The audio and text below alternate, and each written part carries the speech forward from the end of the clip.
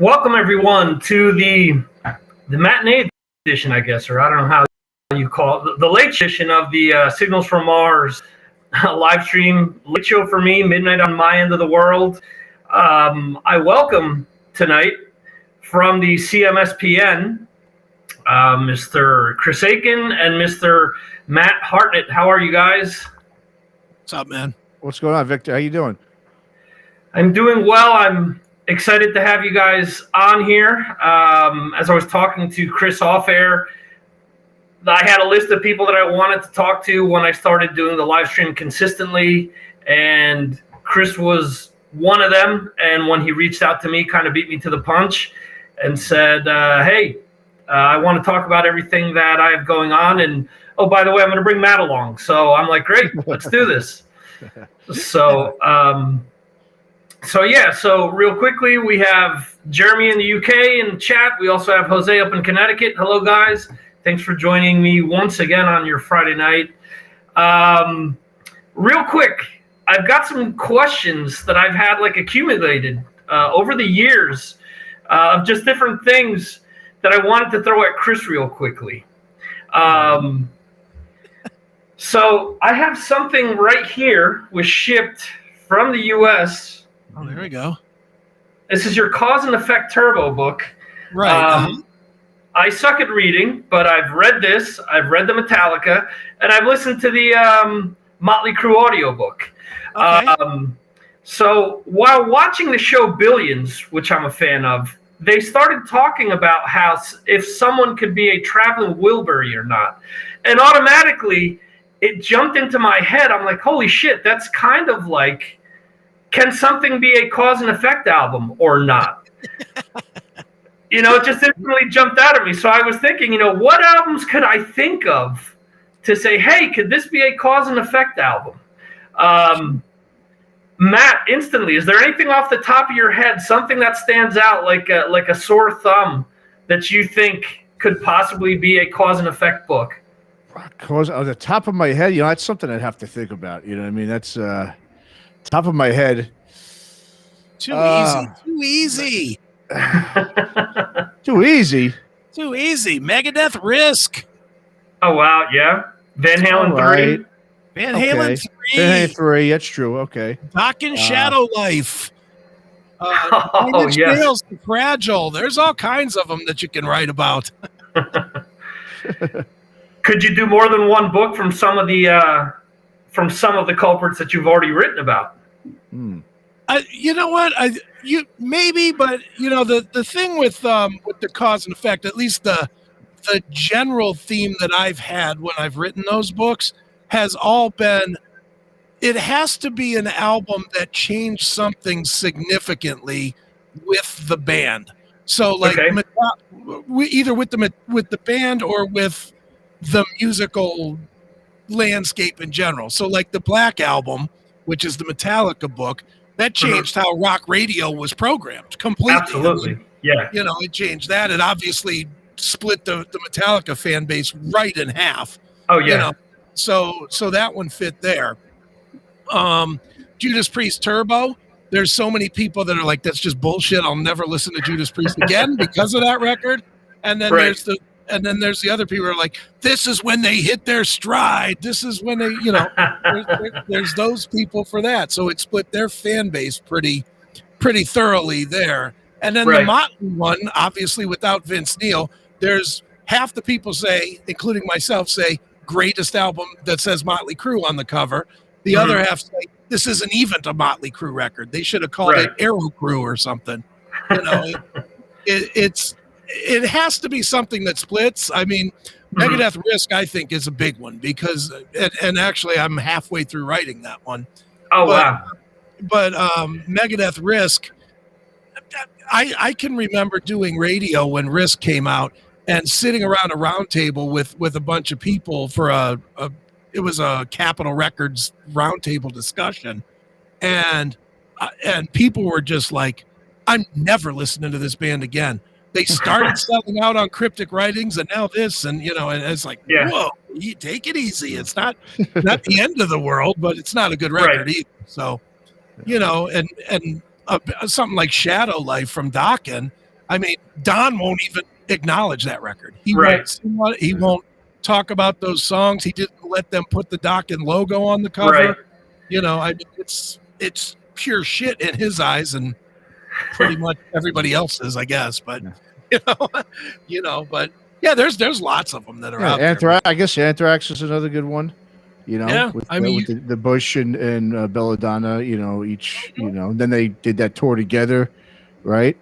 So, yeah. That's that tour never happened, actually. They wanted to make it they happen. wanted to do it again. I mean, they wanted to do it. Excuse me. Yeah. Yeah. They wanted to do it. But that would be, I think, another one.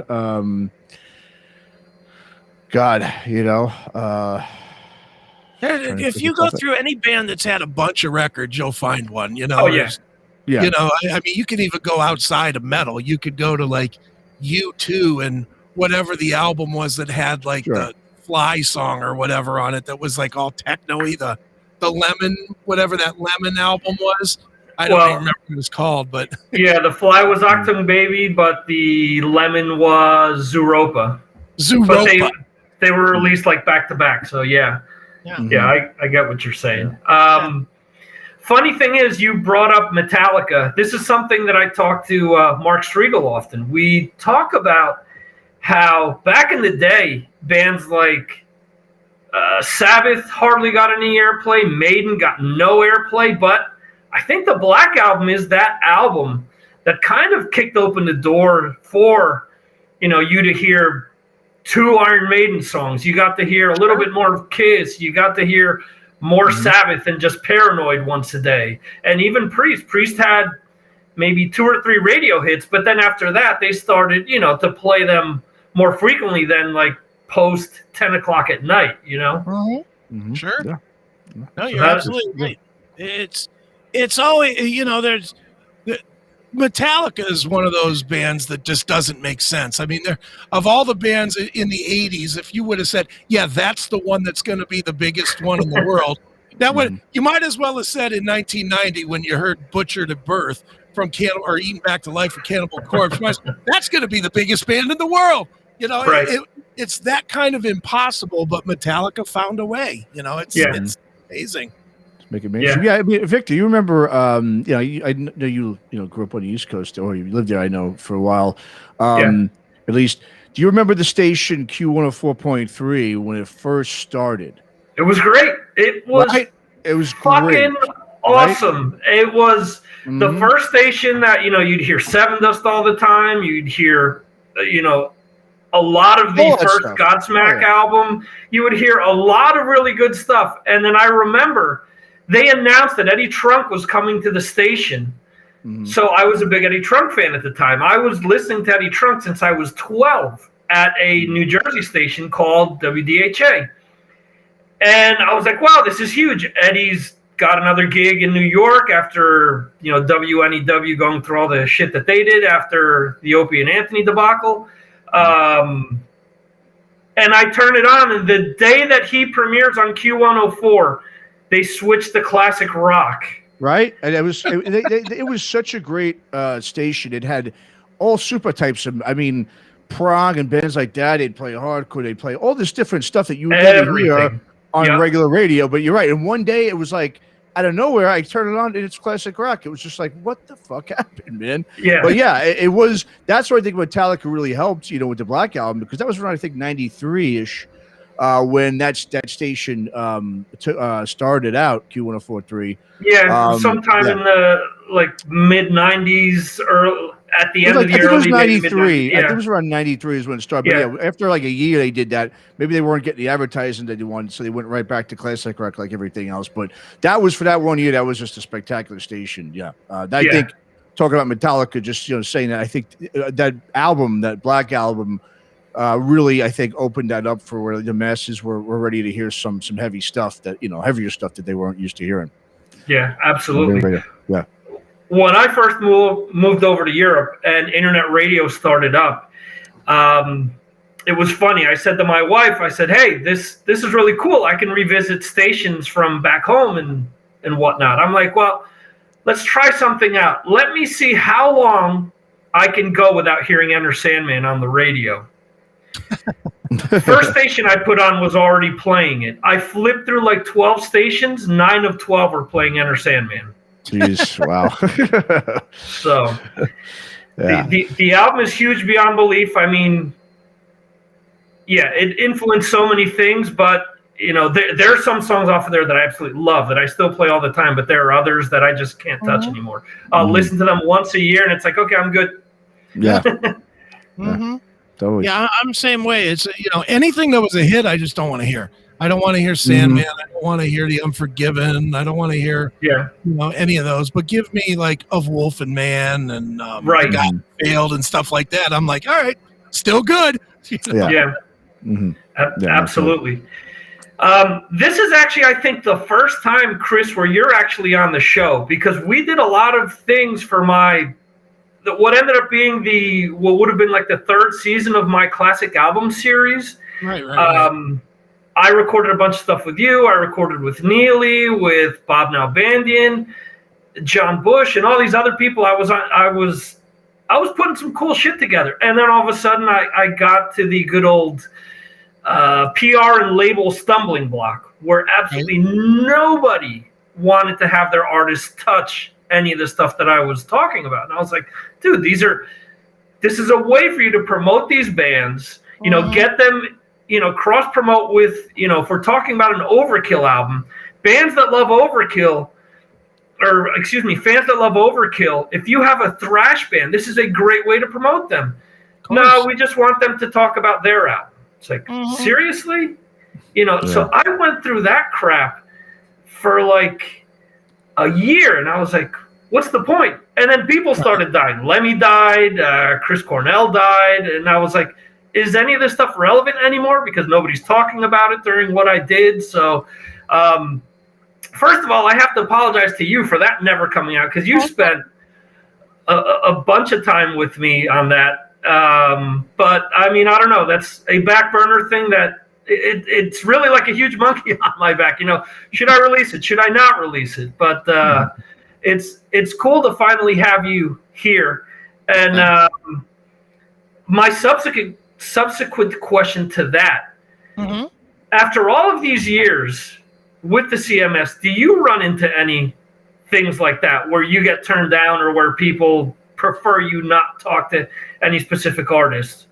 Oh yeah. Definitely. I mean, our reputation leads, for us a lot, maybe too many times, and it's specifically me. It's not Neely as much as it is me, but I will ask hard questions. I do not care if people are upset.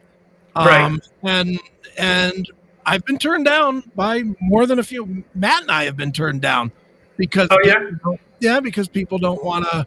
They don't want me to ask of something that is, that is too endangering to their well-crafted reputation. But I'm not going to change what I do. I'm going to do. We ask hard questions, and honestly, that's one of the true joys that I've had anyway. And I'm sure Matt probably agrees with me. He can tell you himself here in a second, but. One of the reasons that Aftershocks TV became a thing was just because we both were starting to feel a little bit boxed in, with the kind of stuff we could talk about, Right. No offense to CMS. I obviously love the show, and it's obviously mine and Neely's show. That being said, how many times am I going to interview Jeff Tate? How many times am I going to interview Don Dokken? How many times am I going to talk to Stephen Piercy? And again, don't have any issues with those guys, but I've pretty much asked them all there is to ask. And it is so refreshing to be able to go out there, and like we interviewed fucking Steve Lukather yesterday. Steve Lukather, I saw that. I mean, that's like top of the food chain guy. And and I love being able to do that. I love being able to talk to, death metal bands now that we could never do on CMS, or Don Barnes from 38 Special, or Jesse Wagner, who's a backup singer for Kid Rock. I love being able to have this total autonomy to do whatever it is that I want to do. And for the first time in years, I am totally re-energized about music. I'm excited to do interviews. I'm pumped to talk to different people. I'm pumped to talk to new bands again. It's really been exciting. And surprisingly, to answer your question, there hasn't been as much pushback as I thought there would be. I thought starting a new show, people would just push on me and say, yeah, no, this doesn't work, or you're too tough, or it's too metal. And, I mean, a quick example, I just confirmed today an interview with the Go-Go's. Oh, okay, cool. And it's like, yeah, that's so. But the first question I was asked when they threw me the album and I threw the thing, hey, is there any interviews? Was what the hell? Why would the Go-Go's do a metal show? And I had to kind of explain to them and send them links and stuff. But then once they saw that it was like, okay, cool, that'll be good. And that's exciting to me, To me personally, it's as exciting to talk to Belinda Carlisle as it is to talk to Rob Barrett from Cannibal Corpse. It just it plays to my musical nerddom. Mm-hmm. Yeah, you've always been big on talking about that. I mean, in your books, you talk about how you're into Journey and a lot of different things. And even if people follow you on social media, when you're warming up for the show, you're listing a lot of songs that you're singing to.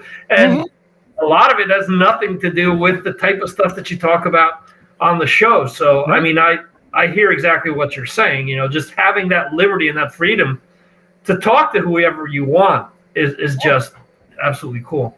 No, it's great. And having Matt by my side to do it with, it takes so much pressure off me. I don't have to, when Neely and I would do stuff that did not fit, Neely's good for throwing in a story that maybe the artist can relate to, but it left me having to do a lot of heavy lifting on a lot of bands that Neely wouldn't know about.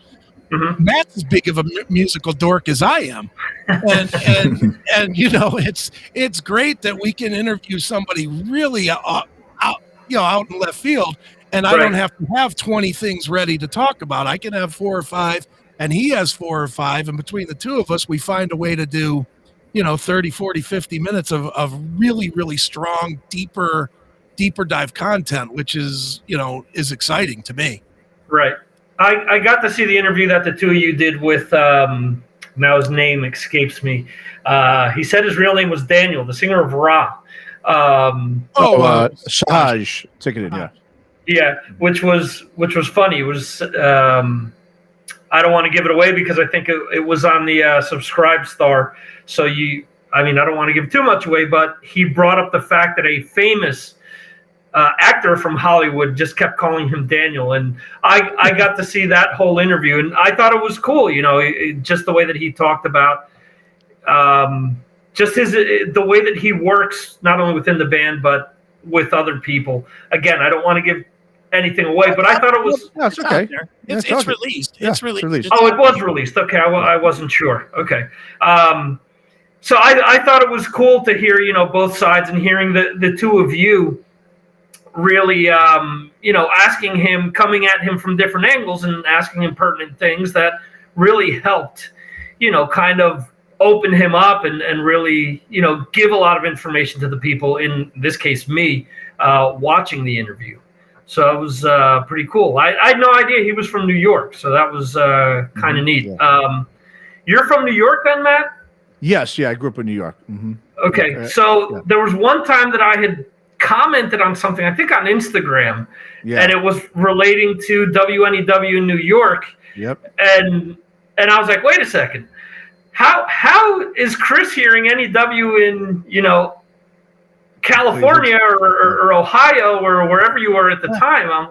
I'm like, wait a second, and then it dawned on me like, oh, this had to have been Matt. So it's always cool to get different ingredients and different flavors in there too, again, not only with the interviews, but just being able to cover everything that you guys are doing now. Yeah, no, I mean, and we have, and that's what's kind of good. I am a little, I'm 45, so like, Chris is a little bit older than me, but Chris is, everything about Chris is, I mean, it doesn't matter. He knows, everything about everything. I mean, modern stuff, classic stuff. He's got it, I mean, he's just like I said, a music encyclopedia, yeah, no, and it's great, and that's what obviously, as I do the Skull Sessions too with Bob Nalbandy. Bob was gracious enough to bring me aboard to team up with him, and obviously, through the Skull Sessions is how I came in contact with Chris, and like Chris alluded to before, and with Skull Sessions, it's mostly the classic metal stuff they focus on, which I love. Like I said, I'm really honored to be part of, doing all those episodes with Bob and everything. And on Skull Sessions, Bob was also real nice enough to give me a platform sometimes to do different interviews on Skull Sessions, like we did, Paris Mew from the Crow Mags. We did another one with Howie Abrams and Michael Gibbons from Leeway. Some of the New York, hardcore stuff we did.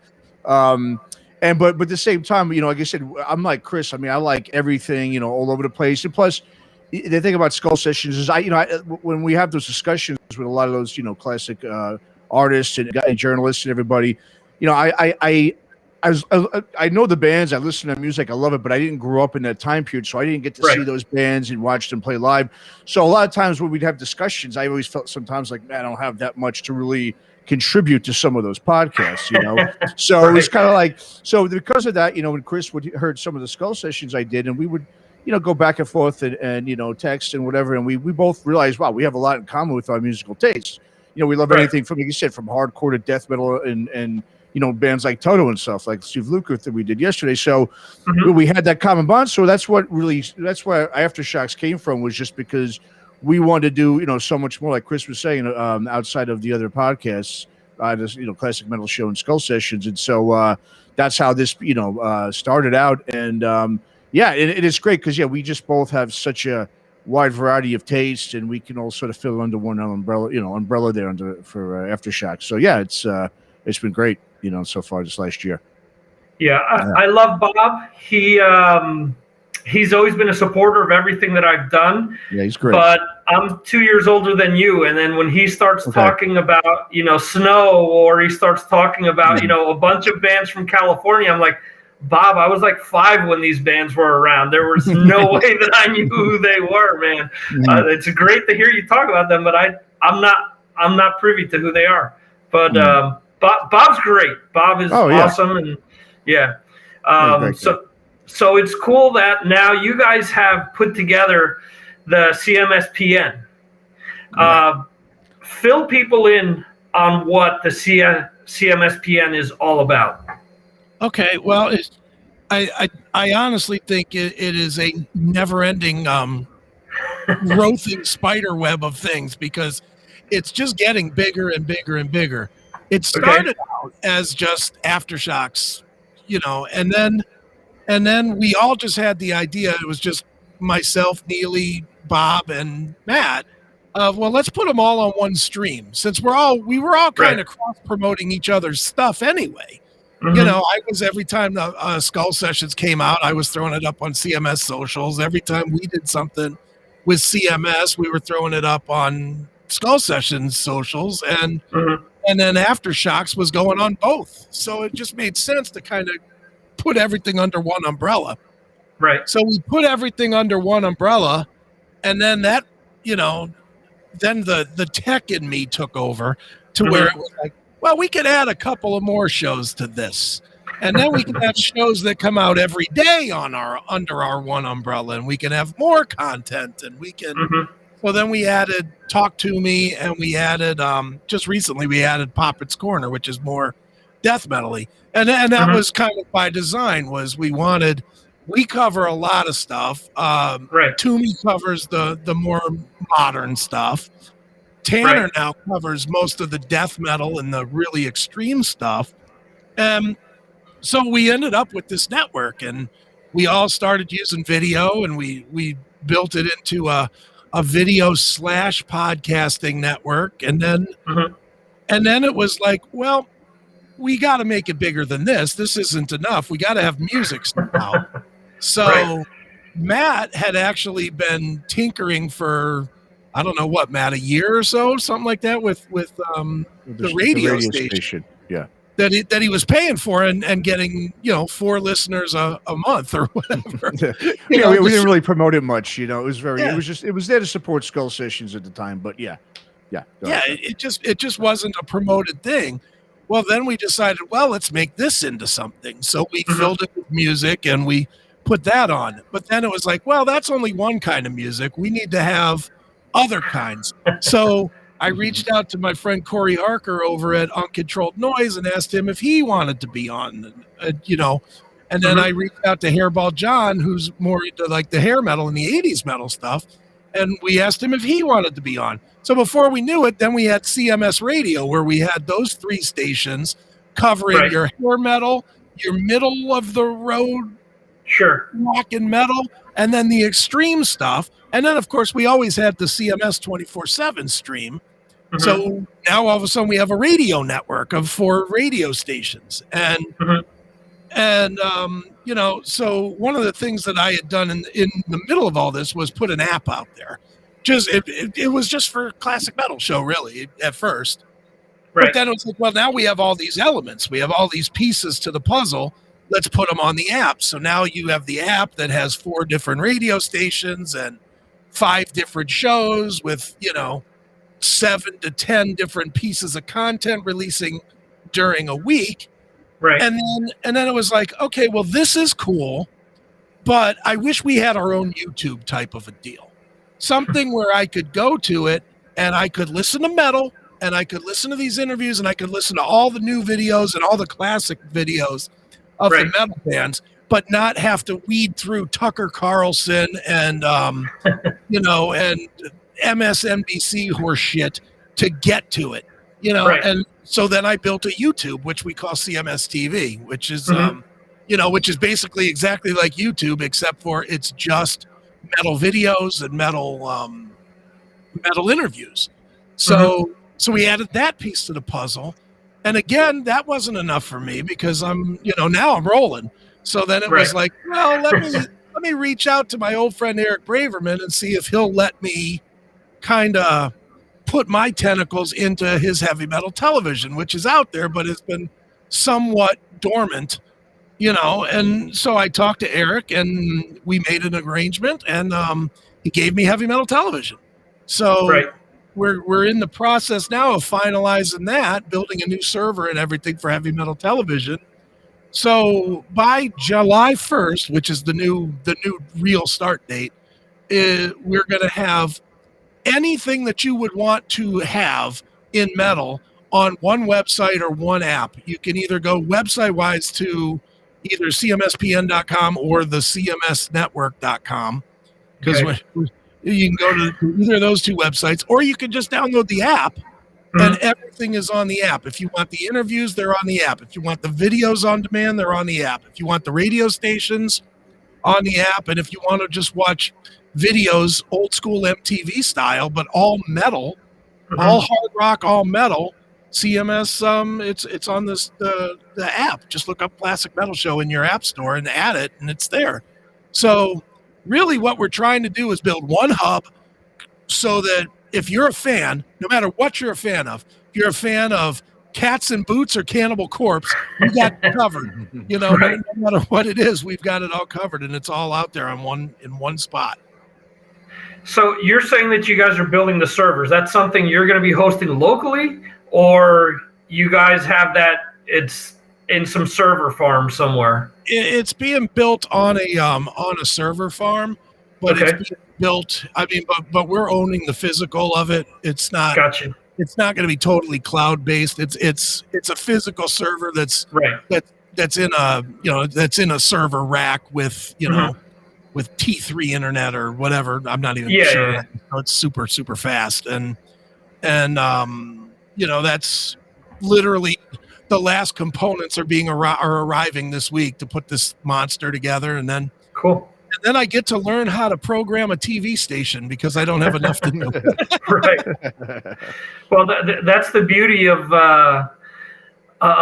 being a web designer or IT person, is that you never stop learning.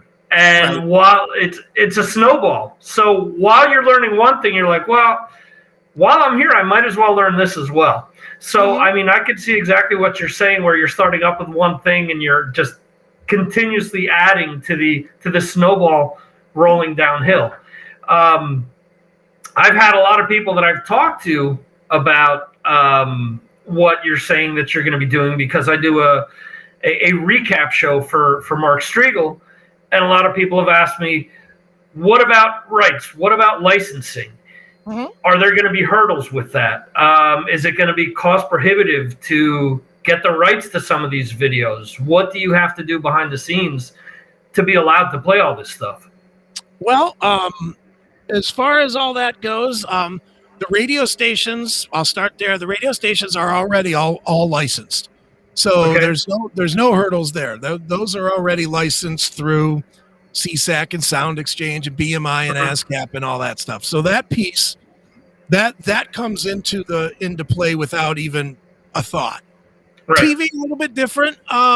We are, and Eric, prior to me jumping on board, has been paying CSAC and Sound Exchange and BMI and ASCAP already. So he's already paying that.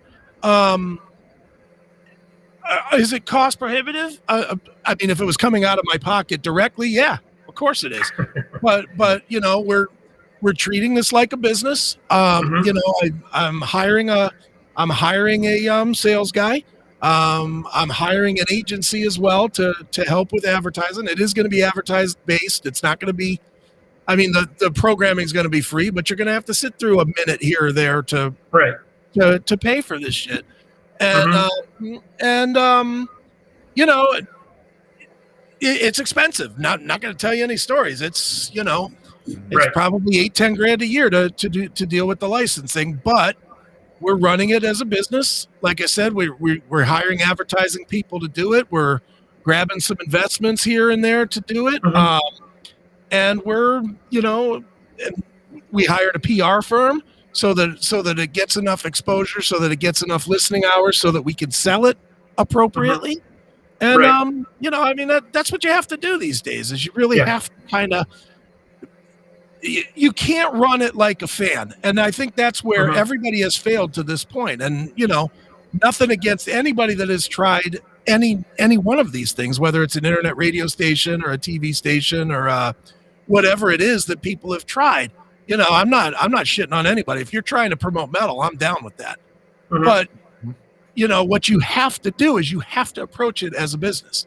And if you don't, it'll fail, because it's just, they've built the system to fuck the little guy. That's just the truth of it. That's why commercial radio has no problems at all playing, because they don't have to pay all these licensing nonsense. Where because we're running it through a different medium, all of a sudden we get jammed up for ridiculous amounts of money and coin and whatever. But I mean, it's going to hit or it's going to fail. Like I'll just say the way it is. It's like going to hit. But if it doesn't, it doesn't. It's not going to fail because we didn't have enough effort into it. We didn't have enough concentration in it, and we didn't put the right pieces in place. So that's what we're going to do. And so far so good. And we're already starting to get a couple of advertisers that are, they're obviously friends, but they are willing to, even as friends, to put money up. And bravo, we'll get more that way. And people, it's that whole wait and see game too. It's I could tell anybody and their brother, well, I'm going to do this and this and that, and it's going to be great, and it's going to be wonderful, and and it's going to make you so much money if you're on it, and this and that. But nobody believes that. Everybody's like, oh, you want $200? Show me something. Show me how I'm going to make $2,000 out of my $200.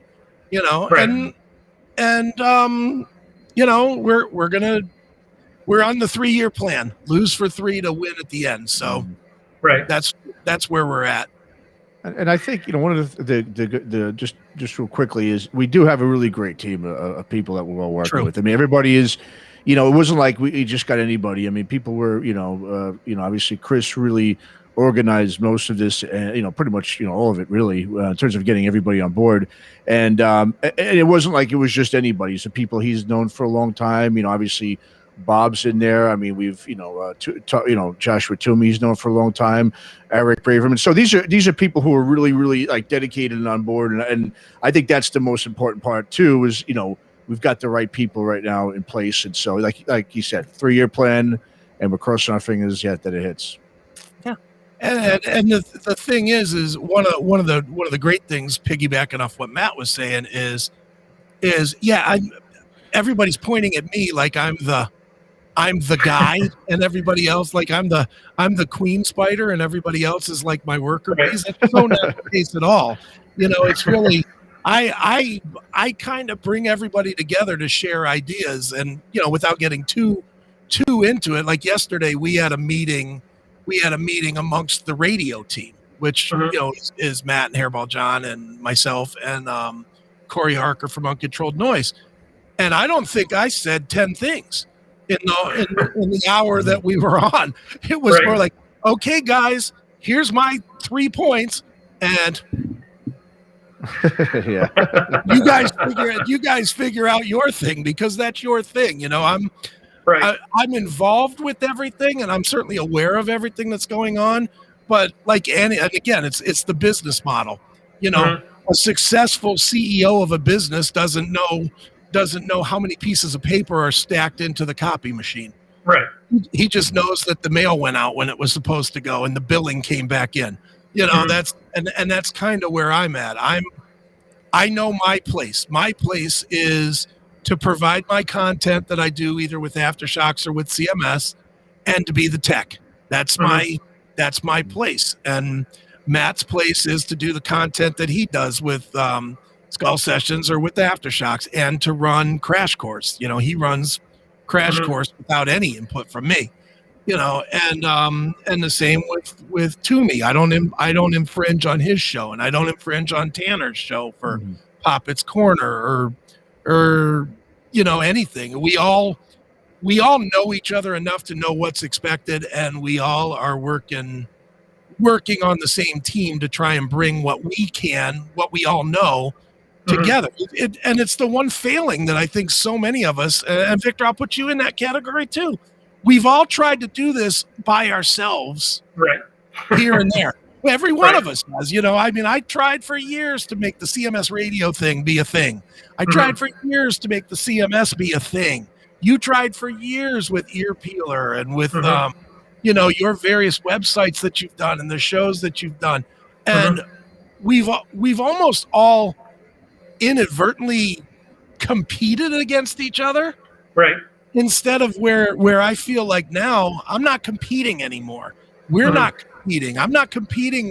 I've got 5 shows and 4 radio stations and a TV station, all with the same focus, all with the same purpose of bringing something that the media loves to tell you is dead, bringing it right back to the forefront, saying, hey, fuck you, we're still alive and ready to go. Right. And it's so far so good.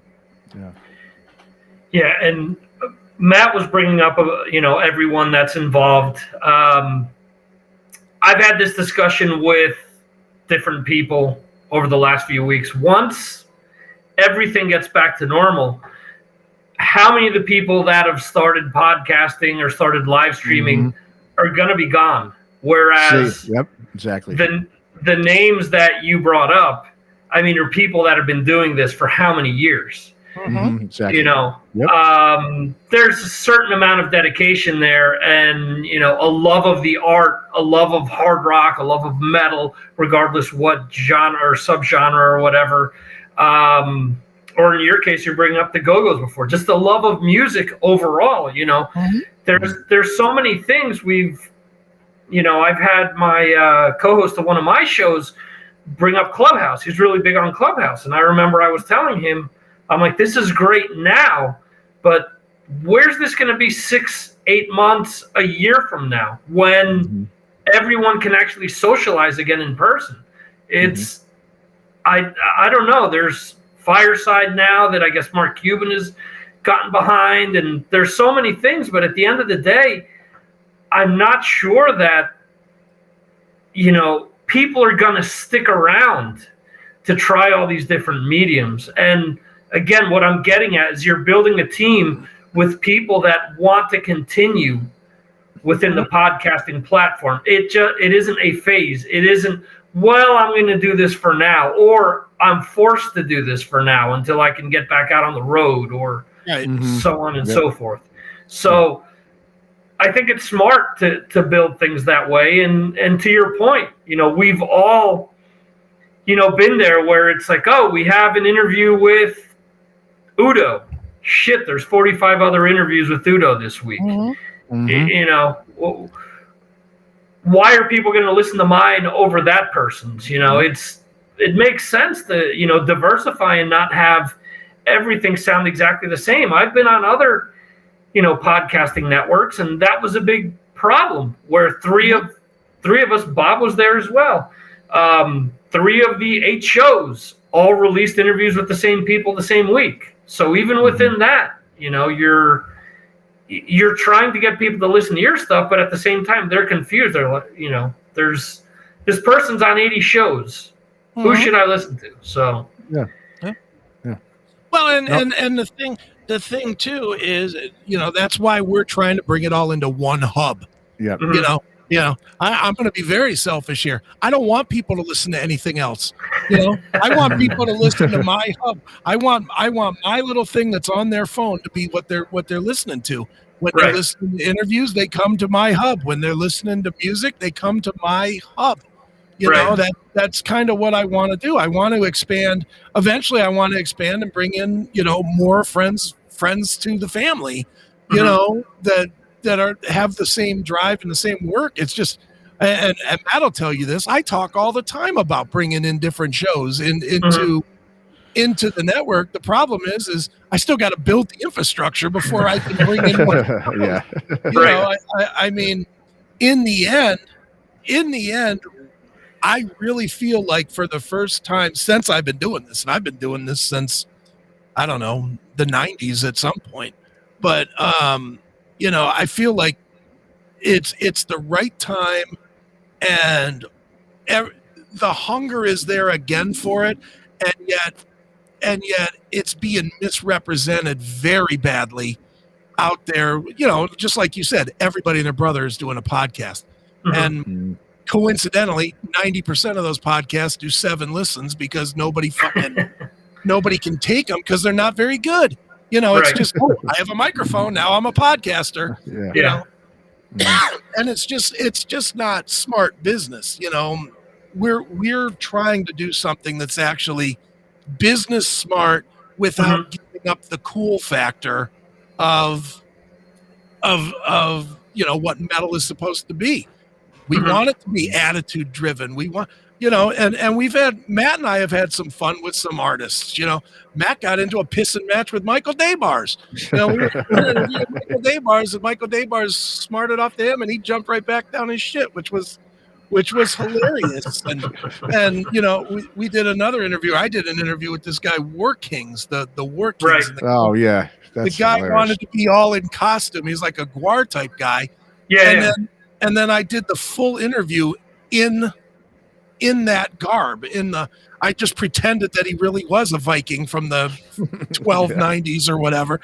Asked him all questions about Vikings, and just asked him the ridiculous shit that he was giving me back with his ridiculous costume. Right. But it's that attitude, and it seems like if you turn it into a business, you lose that attitude. And once you lose that attitude in this medium, in metal, you what is it? It's done. Yeah. It's Jethro Tull winning a Grammy. And I don't want that. I want it to be metal. I'm an attitude guy. I'm always going to say fuck no matter how much money I make. And that's just the way it is that's who I want to be. But I've also proven that I know how to run businesses, and I want to bring that to what is my truest passion. And I've got great people letting me do it, whether it's Matt or Bob or Toomey or Tanner or, the radio crew or Braverman or whoever. Everybody's on board with what we're doing. And it's really refreshing to build something without a lot of pushback. Yeah. And the other thing I was going to say too is just a piggyback of Chris is, we talked a lot about, once, I think for a while there was a, that metal show and VH1 Classic. We're doing a good job sort of filling that void or vacuum for a lot of metal fans. You know what I mean? It was like, I remember when I would just put that on in the background because I'd hear those old videos and I'd hear, and I just thought it was great. There was something there. And I think a lot of people loved that channel. And once that went away too, it was just like, what now? Where would, these days, where do you go? Because metal is just not, I think right now it really is sort of, I don't want to say making a comeback, but it's becoming, I think, more prevalent again, than it was. I think for a while there, it was, like I said, since I think that metal show in VH1 Classic left, it was like, okay, where do people go once a week at least or something where they can spend their Saturday night? Other than the Classic Metal Show, of course. But it's just, and the greatest thing I think about what we, with the CMSPN is, Chris keeps alluding to, is the hub. It's like, it's got, whether you want the video, whether you want the radio, whether you want, the comedy. It's just got everything there so that people don't have to keep searching and find a little bit here, a little bit here. Because like I said, people just, let's be honest, everyone's lazy. They want everything right there for them. And and that's really what the main, I think, what the main thing that's missing is they've got to keep searching, and people are just lazy to search. So I think the greatest thing I think about the CMSPN is it's there, everything. And who knows, we might expand it and start doing other things that we haven't really talked about yet. Obviously, first things first, we want to, do what we're doing now and get that running. And once that gets running, like I said, we can bring more people into the family. And, and we're really just, like I said, we're crossing our fingers. We're hoping this works. But it is great, though, seeing, it's not just us. There is a lot of other stuff, like yourself doing your stuff. Obviously, Mark, he's been doing Talking Metal for years. And it's great just to keep, and you mentioned a great thing, too, about these podcasts. Yeah, once everyone starts playing live and they start going out, because think about it, a lot of people are going to the musician podcast now, whether it's Rob Flynn's or Jamie Josta's. Once those guys go back on the road, once again, more of a void for people to go, oh crap, they're not doing anything new. Where can we go get some modern, stuff? So we're definitely in this for the long haul. And we've had a lot of conversations, and like I said, everyone who we brought on board, like you said, Victor, are people who aren't just brand new and they don't haven't been involved in the business in a long time. Toomey was in Primer 55 was a musician. He's been doing Talk to Me for years now. Tanner Poppet has been in his band Madras now for years. So these are people who are just super dedicated, and the important thing is they want to be part of a team, and that's really what we're looking for, is people who want to be part of a team, not just want to do it for themselves and what am I getting out of this? It's what can I put into it? That's what we're focused on, people who have that attitude. Right. The other important thing that I think you're touching upon, you brought up that metal show. Whether, at least for me, if I agreed or not into what Eddie evolved into, me. I think it was important to have something at least there to represent, as you're saying. Yeah, I agree. I think the importance of having like a one-stop shopping hub is that you have a lot of fickle metal fans out there who, for as much as metal and rock music in general was built as a rebellious statement against the establishment, against religion, against a lot of things, it's become worse than a religion, because now there's 50 million rules as to, well, this isn't metal because the singing is clean. It isn't metal because there's melody. There's so many things. So by having a one-stop shopping hub where everyone can go there, you have your pick of, well, if you don't like what Toomey has on, you can go over and check out, more of the classic stuff. You can go over and check out the death metal stuff. You can, so you're keeping people on there. That's, something that I guess, that I'm sure that Chris can appreciate when trying to talk to a client about doing a website. You make them understand that you don't want people going anywhere else, because that's more of a chance that they're taking their business somewhere else. So by keeping everything in one spot, that means that, again, I'm tired of listening to this channel. Let me see what the other channel has. So there's still enough from what you're saying to ensure that people keep coming back, to ensure that in the long run, anyone who wants to advertise with you guys, anyone that wants to do anything with you guys is going to see, hey, people are hanging out here. People are checking this stuff out. I've gotten X amount of sales thanks to this, So I think that the snowball, as you guys are building, it seems as if, everything just makes sense, and it's building to a direction that, once it's all said and done, sure, you're saying you're building a monster here, but once this initial stage is done, it sounds like there's going to be enough for anyone that's even remotely into this genre to sink their teeth into. That's the plan. Yeah, absolutely. Mm-hmm. I agree. I mean, that's 100% the goal. And, it's interesting. I was thinking about this the other day, and throughout the history of music, just rock music or metal or whatever, with every different thing, every different little thing that made up the various scenes, there was always a go-to of everything. There was always, if you lived in New York, there was a go-to radio station, and there was a go-to TV show, and there was a go-to, music store. There was all these go-tos. We're in 2021. In 2021, the big thing right now is apps. There's no go-to app. There has not been. There has not been a go-to app. There's been, for hard rock, for metal, for music in general, there's a zillion apps, and there's a zillion good ones. I mean, I listen to Gimme Metal. I listen to TuneIn. I listen to, iHeart sometimes, Pocket Casts, and I have all these apps on my phone. And that kind of blows, because I got to have all these apps so that I can fill my musical need. But what we're trying to do is kind of getting you to uninstall all those apps and just and trying to have it all here. Here's one app. Here's everything that you can have. And and is that a lot of work? Sure. But that's why I'm not doing it by myself. That's why I've got this great team of people so that everybody can work together. If everybody carries their own water, we're gonna drown in a good way, drown in money, I hope.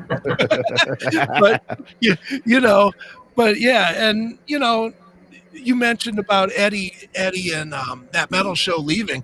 I said it on the CMS when it got canceled 6-7 years ago, whatever it was. I thought that was a humongous hole. I don't care if you like Eddie or you don't.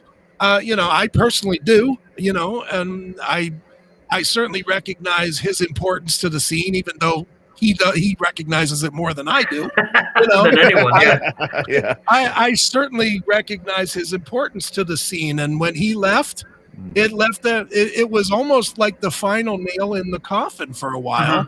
It's going to take something like the CMSPN or the CMS network to come back and open new doors, open the more modernized door. That's the one thing I think that we are doing differently is we're not discarding the old, but we're not focusing on the old. I mean, one of the things we haven't talked about even at all here is, even with heavy metal television and all this stuff, it's also going to be available on your TVs. I know we didn't mention that, but it's being built right now into Roku and into Amazon and into Apple TV apps. It's literally going to be everywhere. And even what we have now, and Matt can attest to this, our CMSPN, our CMS Podcast Network app for video does monstrous numbers. For us monstrous numbers. It's doing like between 10 and 15,000 plays a day of video. So TV is still a viable medium, and it's the one medium that I think a lot of people forget about. And again, we're trying to build on every platform that's known to man. If they reincarnate the triangle from The Office when they had the pyramid or whatever that thing was, that I'll be programming for the pyramid. I want it to be on every device that anybody has, so that we can hold them and entertain them. In the end, we're all entertainers. Maybe there's some tech here and some business here and all that, but in the end, we're all entertainers. And we honestly, Matt will attest to this, we honestly believe that we're doing the best content, of whatever it is that we're doing. And Now it's time to build a platform so that we can share that with as many people who want to see it on whatever platform they want to see it on. Mm-hmm. And the other thing which we really want to focus on is, obviously we all grew up in the MTV age, Right. and that's how a lot of us all learned about new bands and music out there. And that's something I still hear a lot from people, in our generations. They miss that. They miss like just putting on a TV. What song is that? And then watching a video and see, So that's the thing about heavy metal television. I think that's really important. Is we don't just want to.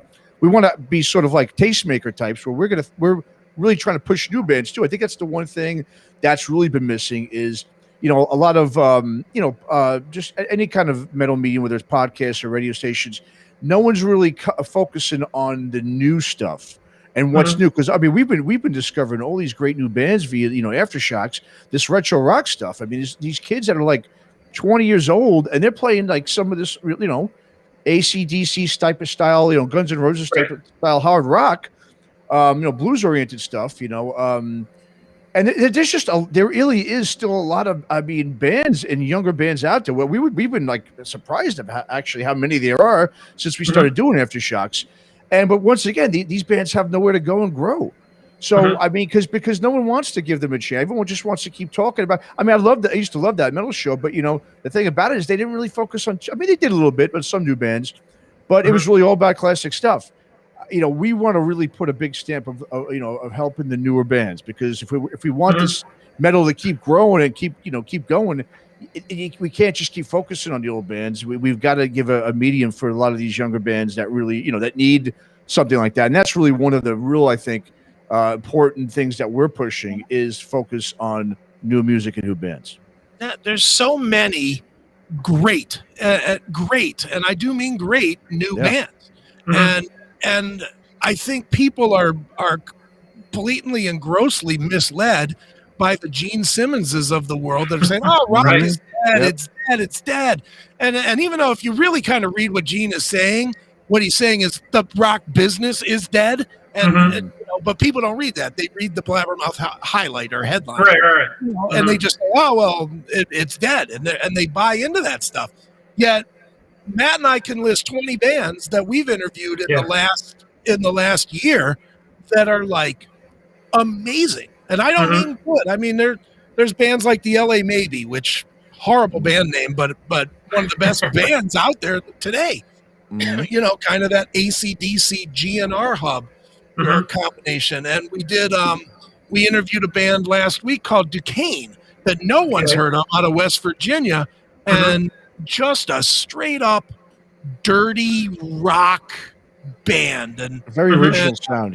And stoner bands like Miss Lava that are just astoundingly good. And what was that other band we did, Matt? Early, with one of the first ones we did. Oh, Witch Skull. Witch Skull. Yeah, from Australia. Skull. Great band.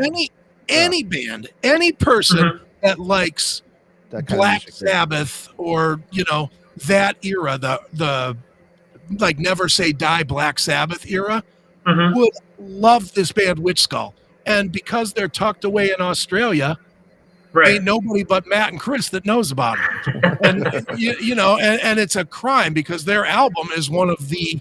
It was one of my top 5 last year, and no one knows of them, and that's kind of what we're gearing for. We're definitely, we've been recruiting a bunch of these bands, like 30, 40, 50 of these bands through our PR contacts that are sending us videos that are going to be mixed into the heavy metal television. And you're going to get your classic stuff. You're going to get your Rainbow in the Dark, and you're going to get your, Iron Maiden, Run to the Hills and stuff like that mixed in. But, dude, you're old enough to remember the MTV days when you were watching.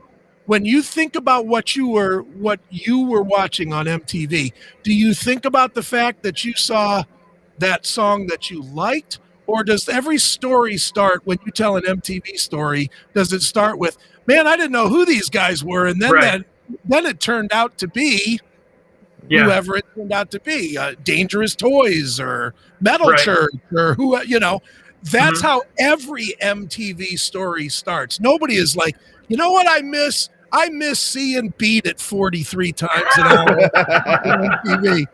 No one says that. That's true, What they say is, man, I discovered a lot of cool bands watching MTV. Yep. And it's grossly missing. YouTube does nothing but feed what you know. That's just what it is. I mean, it feeds what you know, and to the point now that even if you play, I don't know, if you play Jeff Scott Soto song, if you play that, within 2 songs, you're automatically hearing the Winds of Change by Scorpions and the No More Tears by Ozzy, and YouTube as a radio TV thing is horrible at understanding that you got to build the next phase. They just want to feed their coffers. Same with every other platform. If you go and run the radio thing on Spotify, it does the same thing. Feeds the same tired round and round rat song over and over again. We don't want to do that. We want to go back to the old style. I want to be amazed myself when I'm watching heavy metal television and be like, hey, what is that I'm not watching? Oh, look at that. It's it's Band X that I've never heard of before.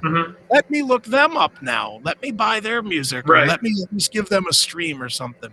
It's been missing for way too long, and we're going to try to bring some of that back. Yeah, that's cool. I'm a big proponent for all that stuff. I mean, that's why I do a new releases post on Mars Attacks every Friday, and then also via my Patreon. I post anywhere from 2 to 6 videos a day, and it's usually from PR stuff that I receive or various websites that I go to, and I try to focus on bands that no one knows just to help push stuff, because once the same old dries up, there needs to be something to take its place. And we're at that age where we're gonna see a lot of the people that we grew up watching go one way or another. Either they're not going to perform anymore, or they're just going to die, or whatever. So if we don't continue to support bands that do what, the kind of music that we love, it is going to die. I mean, it's just dumb. I hate having the conversation of, hey, nothing good has ever come out after 89. Like, what are you talking about? There's been a zillion great albums. There's, there were today, April 30th, 2021, there were very few new albums that came out today, but there were like 5 great new albums that came out. The new Gojira dropped today, which was really good.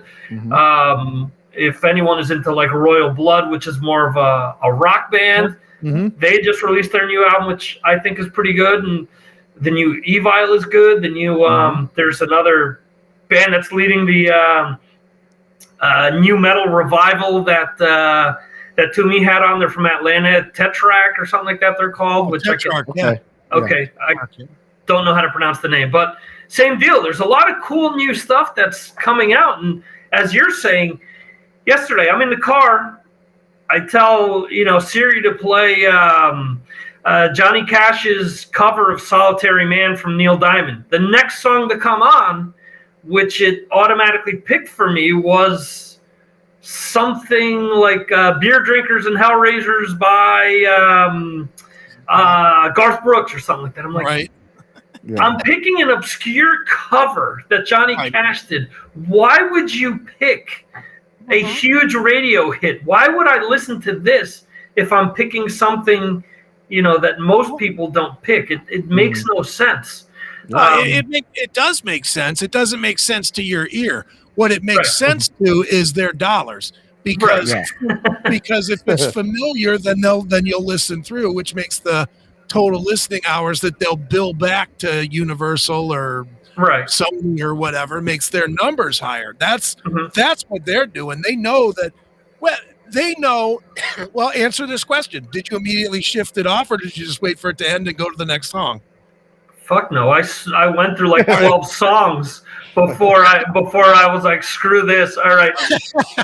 Go to this playlist. I'm done waiting for you to play something that I actually want to listen to, because song after song was radio hits after that. I'm like, if none of these songs are in my playlist, there's a reason for it. It's because, and it wasn't even new. They were all old songs that it was playing. No, that's exactly right. And you stayed with them because you kept waiting for the one. You paid them. You let them bill you an hour off of what was really 3 minutes of interest. Well, you gave them 60 minutes. 3 seconds per skip. I didn't stay on them that long. Fair enough. I get what you're saying. And to both of your points, as you guys were talking, I just kept thinking, the time that music made the biggest jump in revenue had to have been 80s and 90s. Oh, yeah. And what was the main focus point until reality TV came along? MTV. Headbangers Ball, 120 minutes, so on and so forth. It amazes me, listening to you guys talk, why the labels have never tried to come together and do anything remotely like this to promote what they're doing outside of, hey, let's just throw up another video on YouTube. You just said it yourself, because then they'd have to come together. Yeah. They're not going to do that. They're not going to do it. That involves way too much work and way too much trust, which none of them have with each other in the account. Right. I mean, that's the difference now, is that these guys have all, enough time has passed that all these guys realize that everybody in the whole business is a bunch of fucking shysters and shitheads. Yep. And so now there's no one left to trust. And so how do you account for that? How do you say, okay, well, we're the big five labels, we're going to put it all together, and we're going to trust you to do this, to tell us how much is our piece of the pie versus your piece of the pie. They don't look at how lame they do it now. They just give it away to Spotify. Why would any business give away that much product to an outside party unless there's, some level of skimming going on somewhere? Right.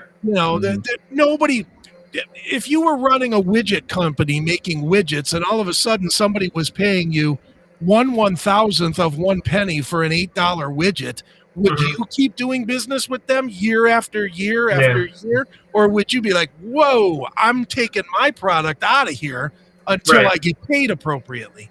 Yet Spotify's 10, 12 years old or whatever it is now? Right. How many labels have you heard that have pulled their artists? Zero. Yeah. And if they've done it, it's been 2 weeks to try to get a little bit more, and then they're right back on it. Yeah. And how many artists have you interviewed that have been like, I get nothing. I get nothing from Spotify. I get nothing from YouTube. I get nothing from Apple.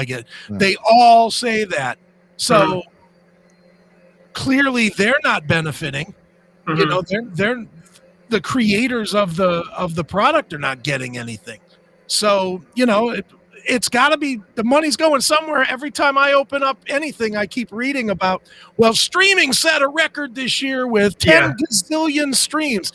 Okay. And then every band I know is like, well, we did 140 million streams this year and we got a check for $31. It's like, somewhere that money is getting stolen. It's not getting lost. It's not creative accounting. It's not, well, there's this or that or there's this. It's, look, I'm an IT guy. I know how this works. You put the songs on a space in a cloud.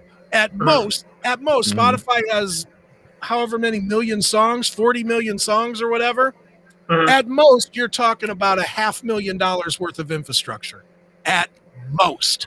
And that's with servers and rollover and internet and bandwidth and all the different elements to it.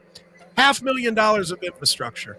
So you cannot tell me that when there's $600 billion of money being generated or whatever that number is, that that $500,000 of infrastructure is somehow eating it all. Bullshit. Yeah. And what would Spotify telling the bands now, right? You can't be putting out an album every 3-4 years. You got to do it. It's got to be every year. Yeah, every year. Or just put out a single every month or whatever. Yeah, exactly. Yeah.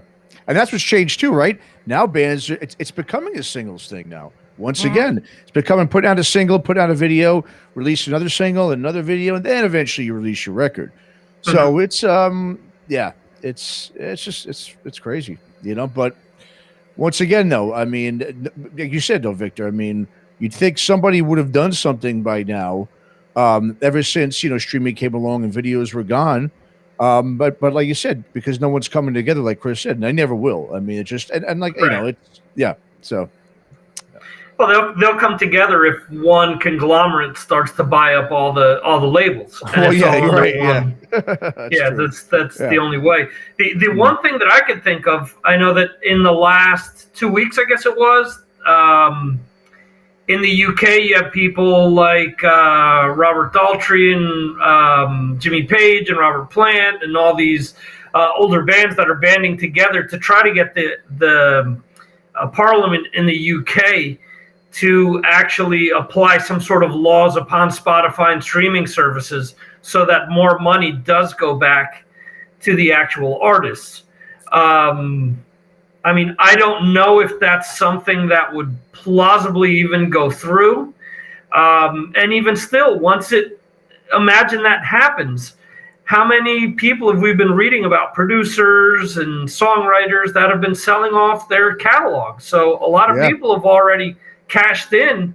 And you read, anytime Nikki Sixx puts out an album, his first thing is streaming and YouTube and blah, blah, blah, and I'm not getting any money. Right, but you sold your catalog off first to your manager, then your manager sold it off to this publishing company. So if you've already received a lump sum, how much more do you expect to receive after? So a lot of that, too, I think is kind of misinformation. And we've seen over the years, how many times have Peter Frampton been ripped off? How many times did Billy Joel get ripped off? I mean, nobody's in it to help these guys. It's quite the opposite. Absolutely. Yeah. And there's not. I'll bet you the steak dinner right now. Nothing's going to come out of this. The artists are never going to get more money because the artists signed away their rights back in the 80s. The artists had no forward thought. The only thought they were like was, "Holy shit, I'm going to have enough money to buy a big bag of Coke." That's the only thought that they had when they signed these contracts, and they didn't read them, and they weren't smart enough to have lawyers like outside of the lawyer that was, hey, here's a lawyer that happens to also be a notary here at the Electra office. They'll read this and sign this for you. Sure. I mean, that's what they all did. They all did it this way. They all signed away their rights. That's why the labels can get away with it now, and Spotify can get away with it because they gave away all. I forget who it was that showed me the language in an 80s contract. But the language in the was that they hold all rights, past, present, and future, to the recorded works of, and then a list of the songs, and then all the mechanicals of it and all that stuff. Right. It's all spelled out right in the contract, and I'm sure dumb 20-year-old looks at that and goes, "Okay, this is saying that the label can put out this song and this song and this song," and they just were like, "Oh, blindly signed it away." Right. Now that future is now, and now everything is streaming, and they get nothing. They've already been paid. But unfortunately, the first $5 million of that pay was to go back for the videos and tours that they did. Right. Yeah. Who was it? 30 Honey, again, 2 weeks ago last week, released a new album, self-released. Yep. They flat out, I read an interview where they asked, why didn't you guys put this out on a major label? You guys were getting all of this, generating this big buzz. Why did you self-release it? And they basically said, hey, we released our last EP through a big label. And really, we started to compare the work that they did, what we did, how much we got in return out of it, and realized it just made sense to do it ourselves. Yeah. I don't understand why, especially the established bands, other than pure laziness. I don't understand why the established bands don't put it out on their own websites. Right. You know, they can hire a guy like Chris Akin to build them something very cheap. You know, very, you know, put all 10, 12 songs, whatever it is, on a site for downloading, and and you know, hire a merch company to distribute it. You know, like the old CD Baby used to do. We send them a box of 100, and they'll send.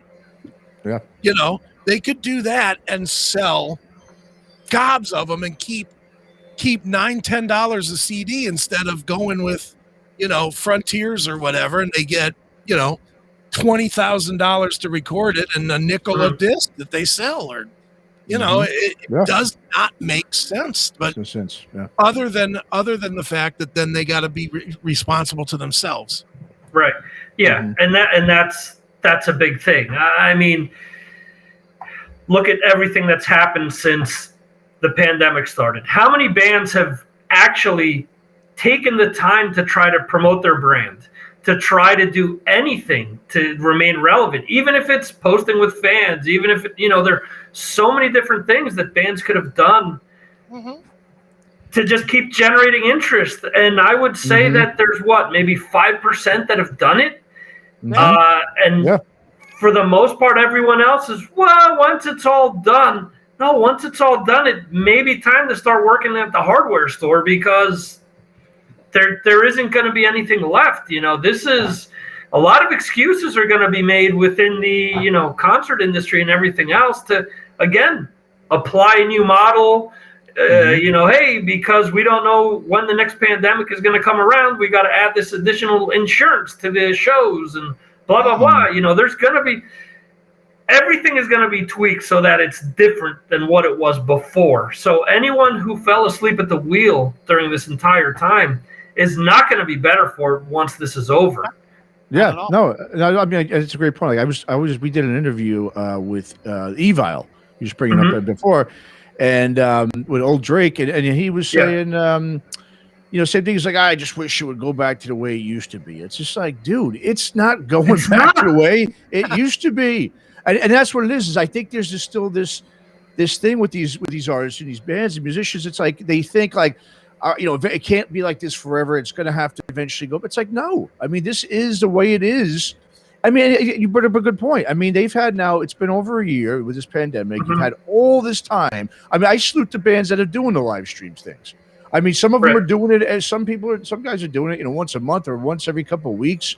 I mean, this is a great way, because everyone now is connected through this, especially for music. There is no out there. Right.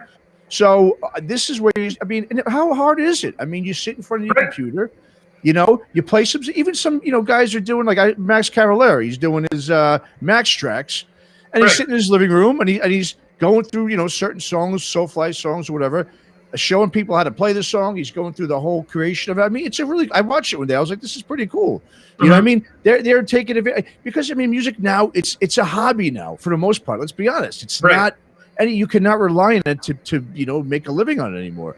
So you have to sort of treat it like a hobby, and you have to get real deep into it. Like you said, you gotta bust your ass off. I mean, that's it. And those are the bands and musicians that are gonna survive and continue to thrive, are the ones who really have the super passion, not the ones who feel entitled and like, well, I'm a talented musician. I shouldn't have to be sitting in front of my computer once a week, or I should have to go on these podcasts. You know, that's the way it is right now. You know, and this is your advantage, because once things do open up, those fans who are sitting there and they saw you, you know, continuously being online, engaging with their fans, those are the ones that are going to go out there and spend their money to see you and buy your shit, not the ones who sat there and just, oh, we're waiting for the clock to run out and the pandemic to come, you know, to be over, to really start taking things seriously again. You know, and I was saying, it's you know, it's up to them, and a lot of them just don't accept that. They still think it's up to the labels and up to the managers and the you know, the PR people, and it's like, no, dude, it's up to you. And you know, like I said, the guys who and the gals who are busting their ass are going to benefit once you know, live music opens up. So kudos to them. You know, bottom line. Yeah. I agree.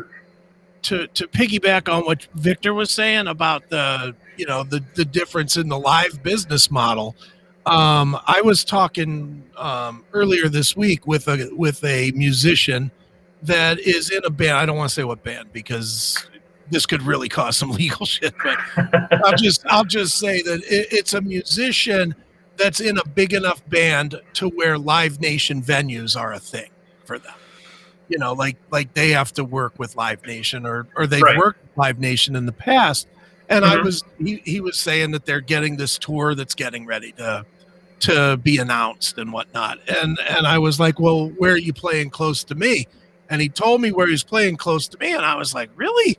You know, and he was like, yeah, we have to avoid Live Nation because now they have all these different new rules for touring as far as, and the rules are crazy. It's like you only get a 10% guarantee now instead of a 50.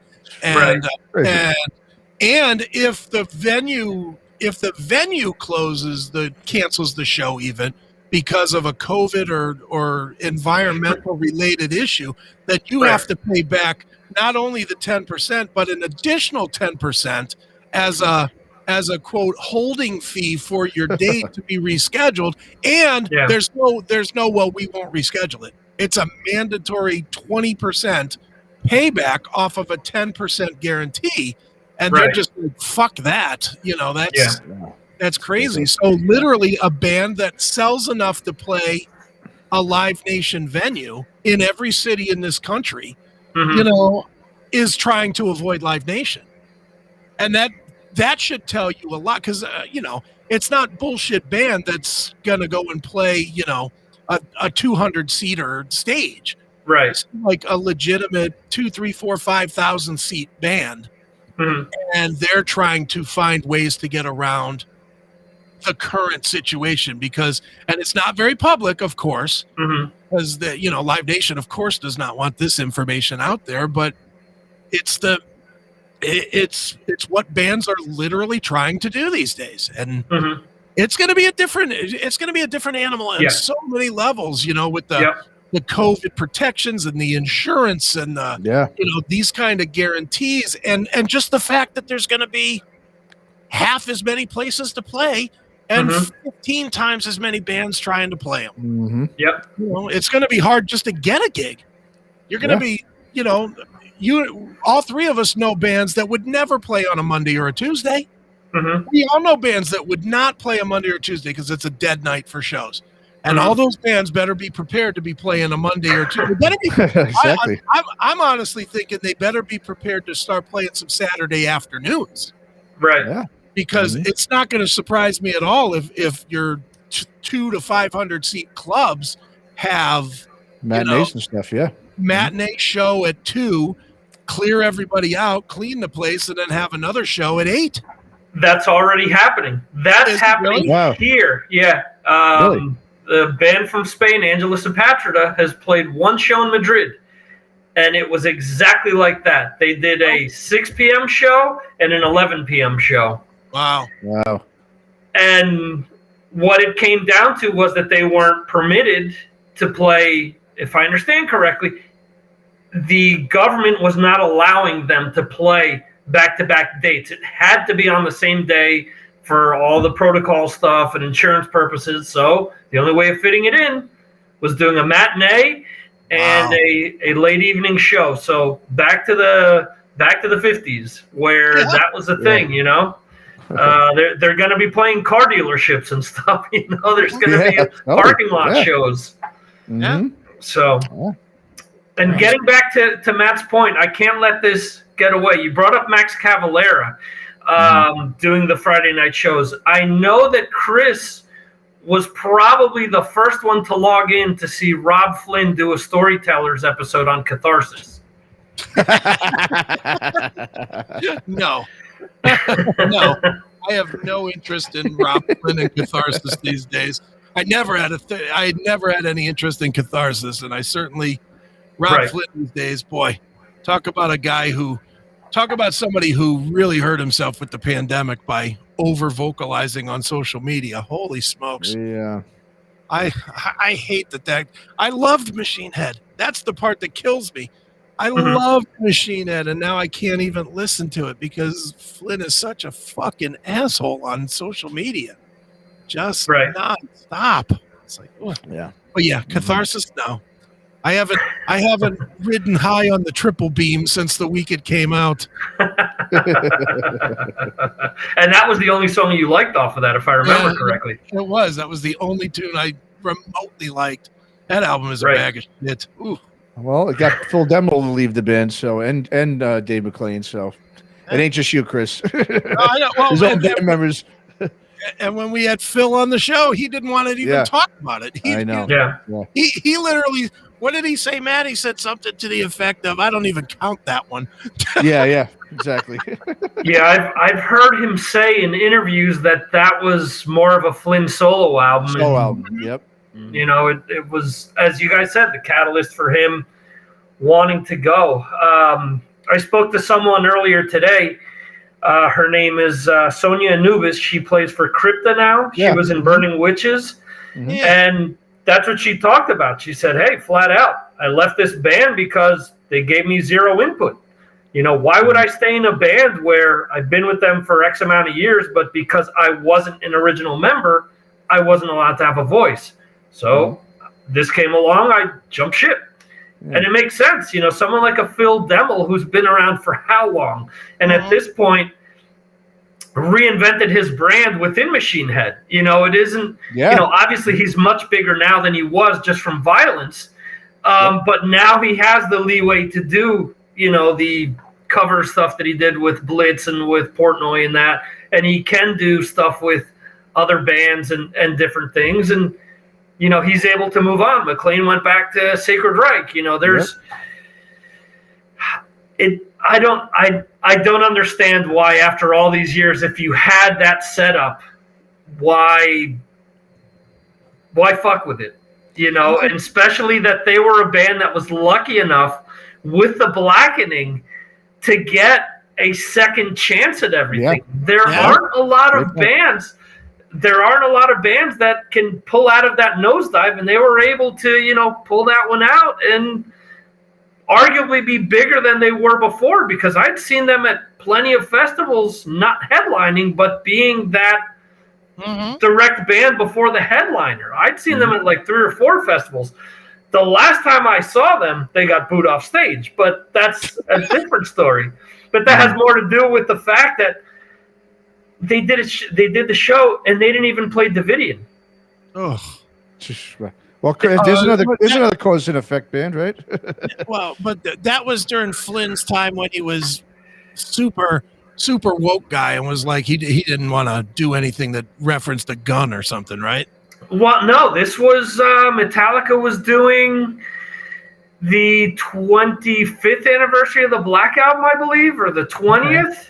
And they were at this point they were like the second or third band before they came on. And a lot of people, while the show was going on, they're off. You know, they're kind of like just going through the motions here. And like the set list was kind of like, I think the majority of the set list was from Locust, if I'm not mistaken. So they were probably touring that album. Okay. And they closed with Halo, and a lot of people were like, "What the fuck?" You know, cool song, but you know their staple is Davidian. So not even play that song. That's pretty. If I'm, you know, I mean, if you're a Machine Head fan, you go to see them play, and they don't play Davidian. I mean, you won't go see them again. Pretty much, you know what I mean. And once again, and that's unfortunately that's ego and getting involved in politics. You know, once you start doing that, you start dividing, and that's what you know. Unfortunately, that's what Rob Flynn did. You know, is just, you know, he I mean, look what he did with, you know, he did the same thing. He put out an 11-minute video on about, you know, Phil Anselmo when he did his day, you know, with that whole thing at the Dimebag Bash. Yeah. I mean, once you start getting into the weeds like that, then you and that's probably, I'm sure, a big reason why Demmel and McClain, you know, probably left too, is just because, you know, once you open up those can of worms, you can't just put those back in and pretend everything's, you know, all, you know, hunky-dory again. So, I mean, right. Yeah, it's unfortunate, you know, for, and, you know, and that was the last concert I saw, actually, was Machine Head up here in Oakland. Yeah, when he did the, you know, Burn My Eyes show, and I gotta say, it was a great show. Wasn't on the soapbox. He didn't really get political. He was actually, talking about everyone coming together, that kind of thing, and it was a great show. Don't get me wrong. He played 3.5 hours straight. I mean, it was a great. I mean, it was a hometown show too, so he was really pumped up. Obviously in his hometown in Oakland, but the only reason why I went was I had a couple of, buddies that wanted to go, and I was like, I did want to see, Burn My Eyes, but I still wouldn't go see him again. I just saw it because it was just, they played the whole album. I love that album. And I did go, but it's he'll definitely pay for that, I believe, because they're just not the same band even musically. Yeah, I mean, right. Demos are a big reason why they became good again. Was he got him back on board. So it's once again, you get into politics, then good luck with whatever you're gonna what happens afterwards, because you're gonna fuck your whole fan base up that way. Yep. Right.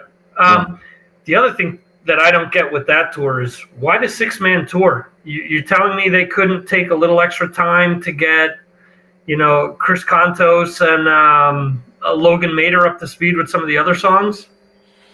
Yeah. I mean, he could have. The thing is, I just don't think they're really. He just, I think, got him back just for that tour. I don't think he wants them back as full-time members. And probably vice versa. I'm assuming.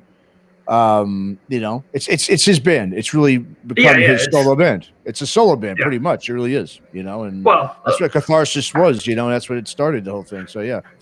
Logan said that to me flat out when I interviewed him years ago. He said, had I still been in the band and Phil said, put on the Adidas jumpsuit, he said, I would have had to have done it because he ran the show.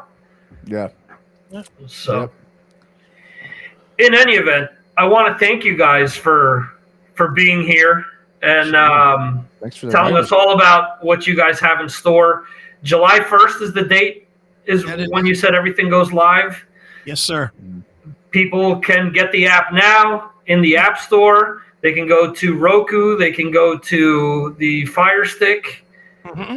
Apple TV as well? Not Apple TV yet. Apple TV is pending, but the Roku is live, and so is Amazon. Just look up CMS Podcast Network. Okay. And as far as anything else that you guys have going on outside of this in the next few weeks? Any interesting people that you guys are going to be hooking up with to talk to? Tomorrow with you and Mark Striegel. I said interesting people. You're pushing it there. What do we have coming up, Matt? Dino. We're talking to Dino for Fear Factory next week. Okay. He's going to be awake for that? Hopefully. have I told you my Dino story? No. You haven't, no. Did he leave you hanging? 3 times. Wow. Because I didn't wake him up from his nap. Oh my God. Literally, the label said, did you leave him a message? Yes. Well, Dino likes to take an afternoon nap. You have to keep calling and wake him up. And I said to the PR person, I said, look, my time is just as valuable as Dino's. If after 3 attempts, I'm not getting through to him, I'm not going to spend an hour calling him. Yeah. And I never ended up getting to talk to him. I ended up chatting with him on the phone, and I got, practically every excuse outside of, I got to wash my hair and do my nails from him. So I never ended up, interviewing him. There have been a few quirky ones like that over the years. So sure. No, I just pulled it up real quick. Our interviews next week. There's tons of them that are already scheduled, but we have a busy week next week. We have Puya, the 90s and 2000s. Yeah, they're great from Puerto Rico. Yep. Yeah, they're awesome. And we have Void Vaders coming back for a second time on the show. Yeah, interviewed 2 of them recently. Mm-hmm. Gilby Clark. Cool, yeah. Guns N' Roses guy. Lee Aaron, the Metal Queen. Awesome, yeah. Dino, of course, and then Tommy Clufetos of Black Sabbath fame, and Ozzy, and now he has his own band, and so a lot of good stuff coming, lots of good stuff. It's amazing. Matt and I think this month we actually hit our 1 year of doing Aftershocks. And what's our number, Matt? What are we at? About 180? Oh, wow. It's ridiculous. Crazy. It's freaking crazy. We've literally done like 180 interviews in 12 calendar months. Wow. Yeah. For Aftershocks. It's been. I don't think Matt knew what he was getting into when he asked me to be involved in this. Well, Chris doesn't sleep, and I'm not either anymore. So it's. There you go. Yeah, but yeah. But it's a lot of fun, and yeah. And again, Victor, can't thank you enough for giving us this much time. Yeah, absolutely. Yeah. But for everybody that wants to, that is a metalhead, and if you want to hear cool interviews, please. Get the app or go to CMSPN.com. And if you want the music, it's all there. No matter what you want, if you're a metalhead, it's there. Whether it's the music, whether it's the videos, whether it's the interviews, everything you could possibly want with metal is in this one spot. So check it out. And if you hate it, then uninstall it from your fucking phone, I guess. But it's that easy.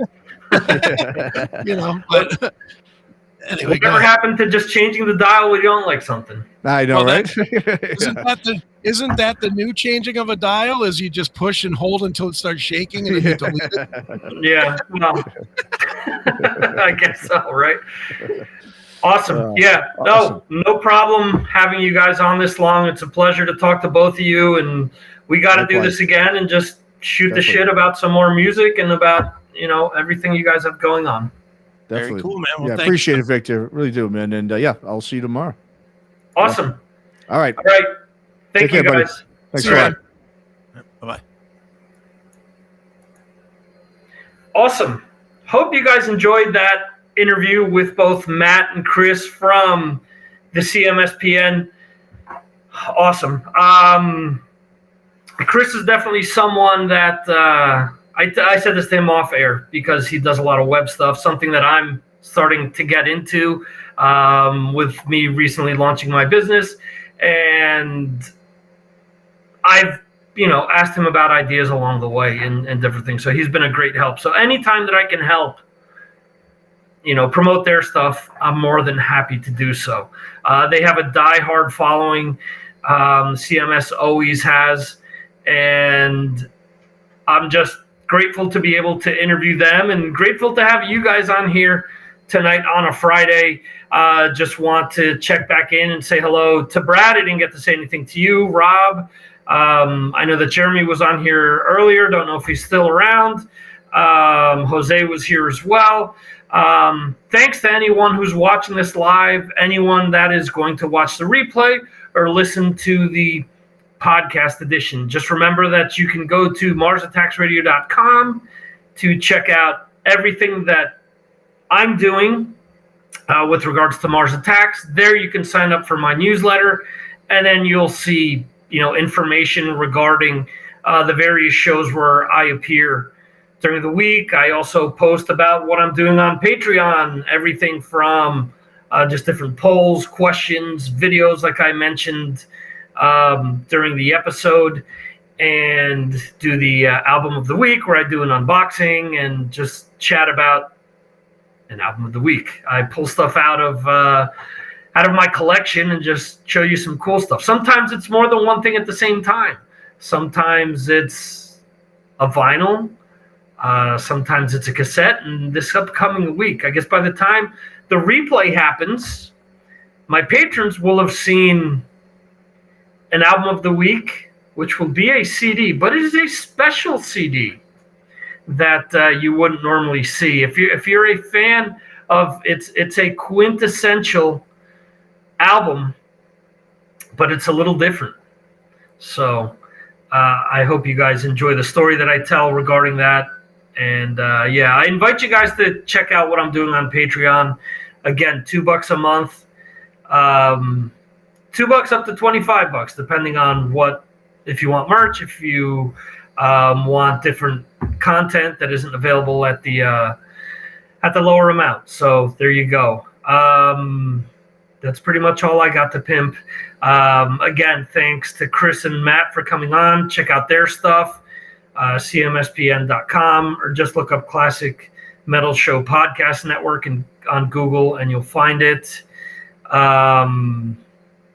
And let's hear everyone is kind of chiming in saying that they're still here. Oh, wow. Brad is dealing with snake bites. And we're not talking about Motorhead. He's the real deal. He is the doctor of poison. So thank Brad for everything that he does, especially if you're out in Utah and you're ever in a jam. Brad may just save your life. So there you are. Awesome, guys. Thank you so much for checking the episode out. And we'll see you next week, 6 p.m. Eastern, 3 p.m. Pacific. I'm reading stuff in the chat while I'm trying to blurt this out. I apologize. 11 p.m. in the UK and 12 midnight Friday going into Saturday for those in Europe. That is it. Thank you. And we will see you next time right here on the Signals from Mars live stream brought to you by the Mars Attacks podcast.